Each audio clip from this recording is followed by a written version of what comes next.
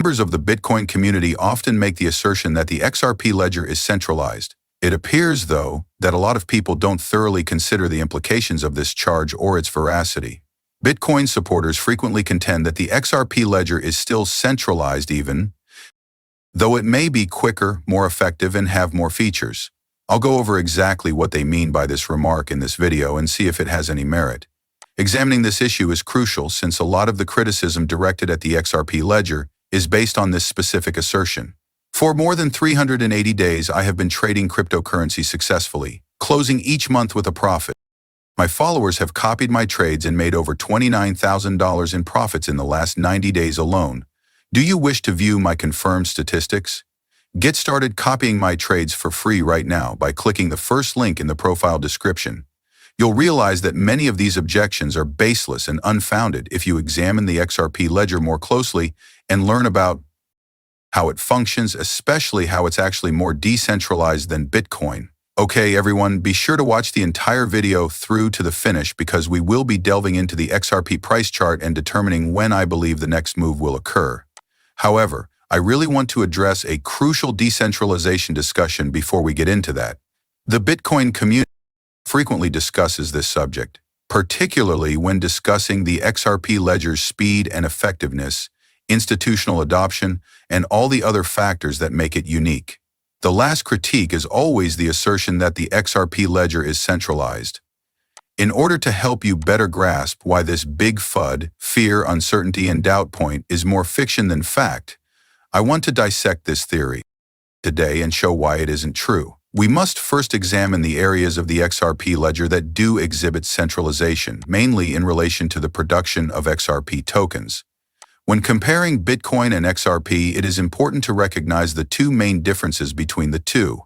The main difference lies in how the tokens are distributed. Bitcoin uses an intricate consensus mechanism where participants contribute to the network and are rewarded with Bitcoin. Essentially, anyone can acquire Bitcoin by taking part in this consensus process, earning Bitcoin as compensation for their efforts. Over time, Bitcoin has managed to be distributed among a vast and diverse group of individuals, allowing many people to gain access to it. This widespread popularity has led to Bitcoin being disseminated broadly across a large ecosystem. In contrast, the XRP ledger addressed things differently by eliminating the complexities and energy inefficiencies associated with Bitcoin. It elected to mint all tokens up front, releasing them into the network to be dispersed gradually within its ecosystem. This strategy, however, comes with certain trade-offs. Unlike Bitcoin, where participants can receive rewards through mining or validation, XRP does not provide equivalent economic incentives for people to actively engage in validating the network. As a result, those wishing to obtain XRP generally need to purchase it, which diminishes the motivation for random users to validate the network and makes the token distribution over time more complex. As a result, Ripple is in charge of distributing XRP over the network and owns a sizable amount of it.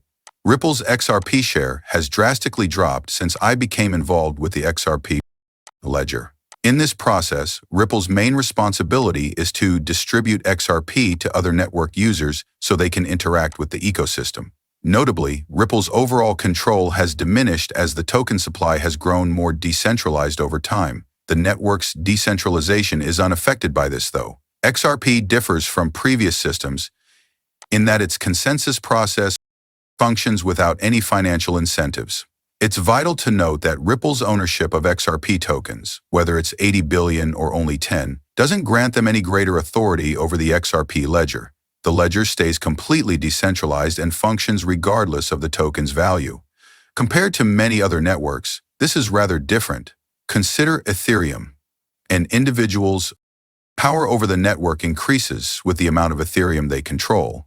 The size of Ripple's assets would be a major issue if the XRP ledger adopted a proof-of-stake consensus architecture similar to Ethereum. However, Ripple's holdings have no bearing on the decentralization of the ledger, because their token ownership does not give them additional control over the network. Let's use Bitcoin as an example. The hash rate that an entity can contribute determines how much influence it has. This implies that people with greater financial and material resources may produce more hash power, which increases their control over the network. there is a risk of centralization because three large mining pools currently control more than 51% of the hash rate on the Bitcoin network. The true ownership of Bitcoin resides in mining power, even though its token distribution is more widespread and no single organization, unlike Ripple, owns a sizable chunk of it. This leads to a situation where a small number of mining pools hold significant power despite the Bitcoin token's widespread distribution.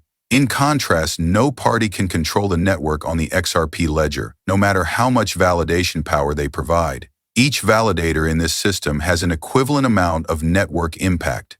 When considering Bitcoin, for example, a small number of mining pools control a large percentage of the hash rate, which gives them enormous network control. Similar to how these Bitcoin mining pools would have the same impact, each validator is given equal weight. This implies that even while the supply of XRP tokens is concentrated around Ripple, the network of the XRP ledger itself may be more decentralized than that of Bitcoin. Despite being frequently disregarded, this element is possibly one of the most important ones in this conversation. The way tokens are distributed is probably going to change significantly in the future. While firms like MicroStrategy or BlackRock may amass ever-increasing quantities of Bitcoin, Ripple will eventually own a decreasing portion of XRP. MicroStrategy may eventually control 10–15% of all Bitcoin, whereas Ripple may eventually cut its holdings to just 10% of XRP. The token allocation will continue to change, and nobody can stop organizations from obtaining significant amounts. In the end, what matters most for both networks is not who owns the most tokens, but rather how the network functions without token ownership. There is not much of a difference. The most important thing is that the underlying network stays permissionless, Lewis said, and decentralized, which is the case with both XRP and Bitcoin. How the token is dispersed among network users is the primary difference. A very intricate consensus process is used by Bitcoin in order to distribute tokens widely. However, because token distribution is a complex operation, this method causes the network to be slow and ineffective. In contrast, the XRP ledger chose simplicity by pre-minting all tokens in advance, eschewing the needless complexity that comes with the Bitcoin system. The XRP ledger may now concentrate on building a quick, effective network just for payments thanks to this decision. The XRP ledger is arguably even more decentralized than Bitcoin in terms of decentralization. But it doesn't really matter when it comes to token ownership, which is something that proponents of Bitcoin frequently highlight. The mechanics of token ownership are always shifting and do not equate to increased network control. Personally, I think each paradigm has merits of its own. The Bitcoin strategy worked really well for bringing a lot of individuals into the ecosystem. I'll just run a miner and make some Bitcoin, many people thought. This is thrilling.